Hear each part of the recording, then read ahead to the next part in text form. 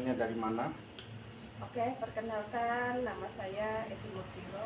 Saya usianya 32 tahun dan saya asal dari Losari, Cirebon. Boleh nanya-nanya sebentar, Bu? Boleh? Apakah Ibu pernah melakukan transaksi di e-commerce seperti Shopee, TikTok, Tokopedia, dan lain-lain? Pernah? Apa barang yang Ibu beli di aplikasi tersebut? Ya, seperti peralatan rumah tangga, terus fashion, ya. Pernah juga cemilan. Nah, kemudahan apa yang Ibu dapat dari berbelanja di aplikasi tersebut? Banyak kemudahannya. Satu, kita tidak perlu repot, tidak perlu ongkos, barang akan datang sendiri. Dan kemudian pada aplikasi tersebut kita tidak perlu ke misalkan ke market, minimarket kita harus bayar, nggak susah-susah seperti itu. Karena sekarang sudah dengan sangat mudah, cukup kita diam di rumah, kemudian paket akan datang sendiri, dan juga kita tinggal bayar ke pengantar paket. Itu yang dinamakan COD ya. Jadi pertanyaan selanjutnya, apa metode pembayaran yang Ibu gunakan dalam berbelanja? Biasanya kita lebih sering menggunakan metode COD ya. Jadi atau bayar di tempat gitu. Jadi kita sangat dimudahkan, kita tidak perlu bersusah payah ke minimarket buat top up ataupun untuk membayar memberikan kode-kode yang ribet seperti itu. Apakah Ibu pernah menggunakan PayLater? Belum pernah?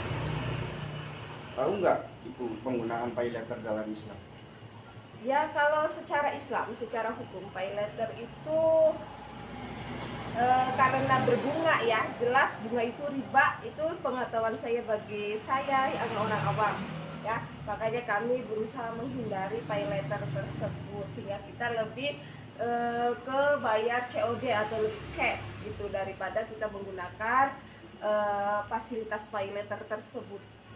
Jadi gini Bu, jika PayLater melibatkan bunga, maka tidak diperbolehkan dalam Islam karena melibatkan riba. Dan yang kedua, penggunaan PayLater bisa diterima apabila dengan syarat dan ketentuan yang jelas serta tidak merugikan salah satu pihak.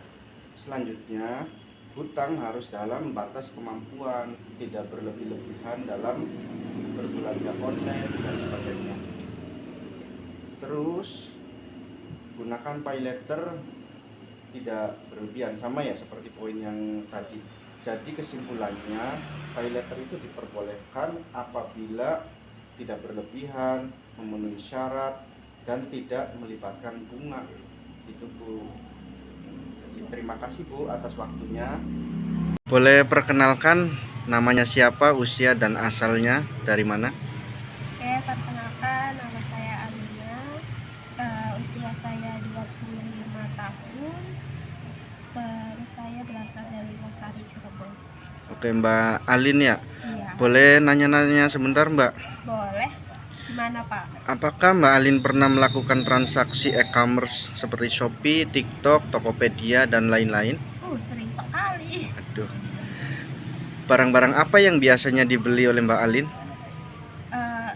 Kebanyakan sih baju, tas, sama skincare. Iya. Kemudahan apa yang diperoleh dari belanja menggunakan aplikasi tersebut? Kita cuma ada di rumah, kemudian barang datang. Jadi lebih menghemat waktu. Oke. Biasanya jenis pembayaran apa yang dipilih saat bertransaksi di aplikasi tersebut, Mbak? Kalau sekarang lebih sering COD. Apakah Mbak Alin pernah menggunakan PayLater? Tidak.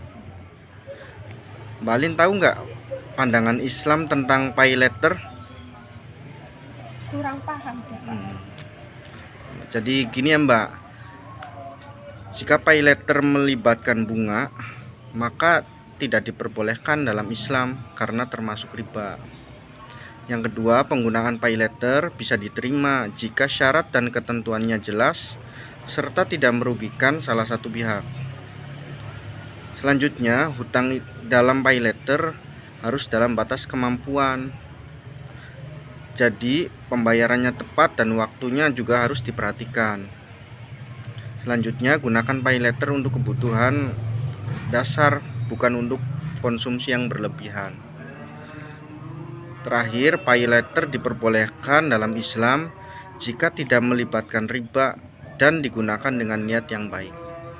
Terima kasih Mbak Alin atas Iya, waktunya. siap.